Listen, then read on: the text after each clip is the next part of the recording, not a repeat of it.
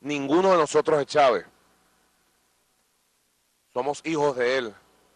Somos sus seguidores, militantes de su causa.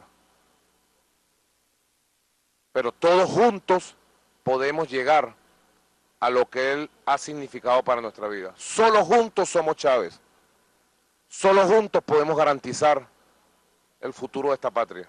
Tras la muerte del presidente Hugo Chávez hay varias dudas, no solamente sobre la conducción política que se podría mantener en Venezuela. También hay varios puntos que se están analizando con respecto a la región, a los países justamente que tenían en Chávez una figura política muy importante a nivel internacional. Queremos ver justamente estos temas pendientes, estos temas que se comienzan a revisar ya tras la muerte del presidente venezolano con el analista político Guillermo Holzman. Guillermo, muchas gracias por estar aquí en DTV. Gracias a ti, Nicolás. Bueno, finalmente sucedió lo que se estaba esperando desde ya hace bastante tiempo. Muere el presidente Hugo Chávez y ya hay varias repercusiones a nivel del país, pero también a nivel regional. Quiero comenzar primero por lo que sucede en Venezuela. ¿Qué es lo que pasa ahora con la muerte del presidente? No va a pasar mucho desde el punto de vista del estilo de manejo, estilo de conducción política que Chávez había instalado en Venezuela.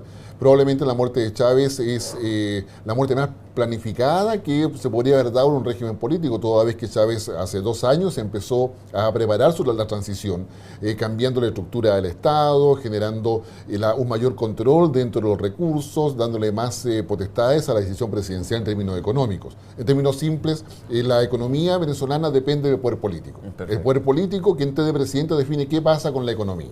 Y en esa perspectiva, Nicolás Maduro ya hizo unos preanuncios en la conferencia de previa al anuncio de la muerte. Exactamente, donde señaló de que la próxima semana se iban a tomar medidas económicas que iban a ser comunicadas, que todo era por el bien de la revolución, por el bien de Venezuela. Una revolución que justamente él decía, con la muerte de Chávez, seguía siendo firme y aún más firme. Exactamente, más porque Chávez apostó completamente a dejar un proceso que es irreversible.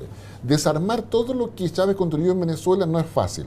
Lo reconoce incluso Capriles en la campaña presidencial cuando empieza a perfeccionar los mismos instrumentos que Chávez había instalado de ayuda a los sectores más desposeídos o más desamparados, en términos de poder mantener gran parte de los planes que ya el gobierno venezolano tenía. En consecuencia, lo que va a pasar con la economía, más allá del tema de la inflación, más allá del tema de crisis monetaria que tiene, de flujo de capitales, de la necesidad de poder tener recursos para poder mantener la gestión del Estado, en definitiva eso va a depender de una decisión política. Pero a su vez también va a contar con la ayuda de sus aliados, que es China, Irán y otros países, incluso Brasil. Porque se fueron estrechando los lazos en los últimos años, de hecho en los 13 años de la presidencia de Chávez. Exactamente, además a ningún país aquí en la región le conviene una inestabilidad en Venezuela, en consecuencia todos los países van a estar dispuestos a generar cooperación o ayuda hacia Venezuela para que pueda mantener esa estabilidad. En consecuencia, yo diría el tema económico, más allá de lo complejo o malo que aparezca, incluso más allá de la criminalidad, más allá del tema de la corrupción, más allá de una serie de problemas que están hoy día identificados, todo el control político para poder manejar esos problemas lo tiene Nicolás Maduro, los va a tener cuando sea ya definitivamente electo como presidente. Si es electo, por supuesto, que es un proceso que también ha generado ciertas dudas a nivel constitucional. 30 días para que se convoque a elecciones, para que se hagan las elecciones. Finalmente, de facto, con una ceremonia nunca asumió Chávez ahí.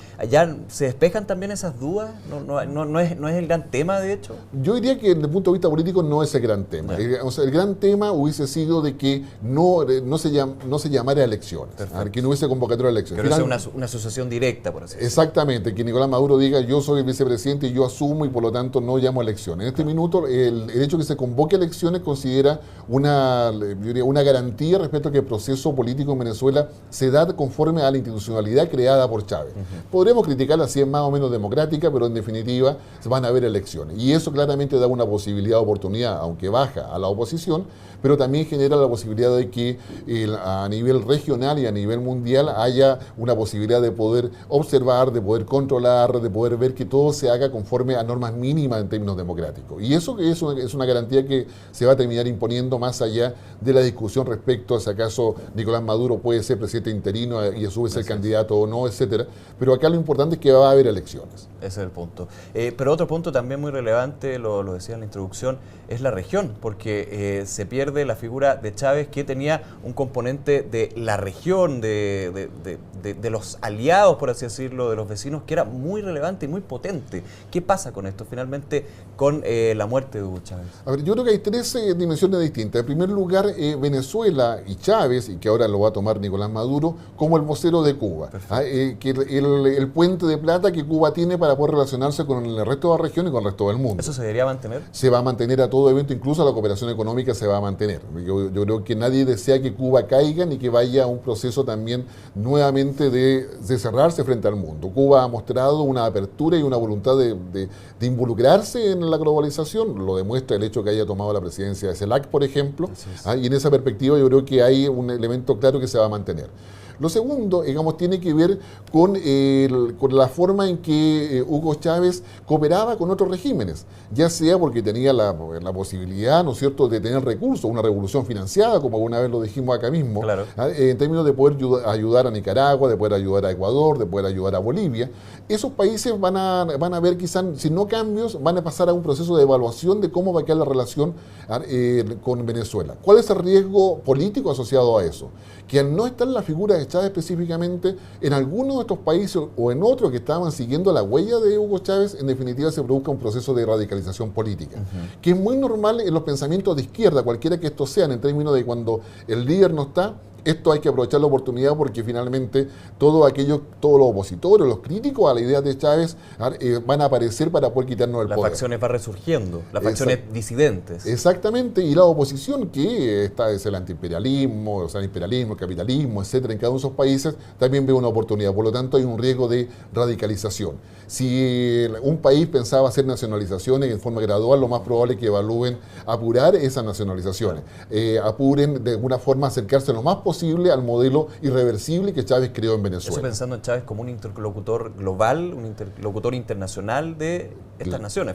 Exactamente, y que le daba justamente una cobertura y explicaba lo que se estaba haciendo y por qué se estaba haciendo. Chávez tiene la idea de Simón Bolívar, de la integración, de la solidaridad, la incorporación de los pueblos originarios, la suerte de poder generar, ¿no es cierto?, una sinergia entre el pueblo, los ciudadanos y la sociedad plena en cada uno de los países. Pero también Chávez en esa misma dimensión tiene una relevancia para todos los movimientos políticos. Una izquierda que está fraccionada, que está dividida, que hay muchos herederos de la izquierda soviética en todas sus expresiones, tanto comunista como socialista, que se sentían cómodos bajo el paraguas de Hugo Chávez y que incluso en muchos países no tenían mayor posibilidad de expresión porque estaban bajo ese paraguas. Se reunían en Caracas, en Venezuela, Chávez le daba cooperación y en esa perspectiva esos grupos hoy día quedan huérfanos. Por lo tanto, la posibilidad de que movimientos sociales aumenten su actividad en varios países va lo más probablemente ser altamente probable, porque no está quien sea el interlocutor que de alguna forma le decía qué cosa hacer. Recordemos los movimientos bolivarianos que se abrieron en cada uno de los países, la cooperación que Chávez hacía a los procesos electorales, con maletín o sin maletín, en varios países, en varias elecciones, y en esa perspectiva yo creo que hay una suerte de orfandad. Lo tercero que es relevante tiene que ver con el impacto que va a tener la muerte de Chávez en el proceso de paz en Colombia. Recordemos que Chávez fue el principal articulador para el puente también. Exactamente, para que se reuniesen en Cuba, ¿no es cierto?, los representantes del presidente Santos colombiano con los representantes de la FARC para que se iniciase justamente este proceso.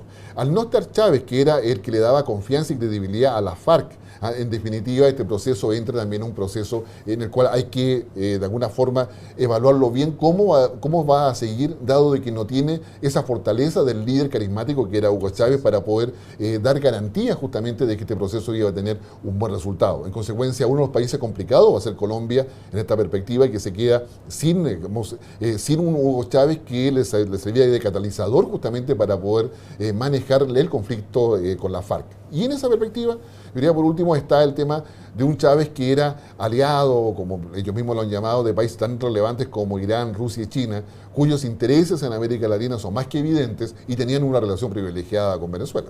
Así que el escenario va cambiando, por supuesto, ante la figura carismática y también histórica, como ya se ha mencionado, de Hugo Chávez. Guillermo, muchas gracias por tu análisis. Listo, gracias a ustedes. Hasta luego. Hasta luego. Y a ustedes ya lo dejamos invitados, por supuesto, a una nueva entrevista y análisis aquí en DFTV.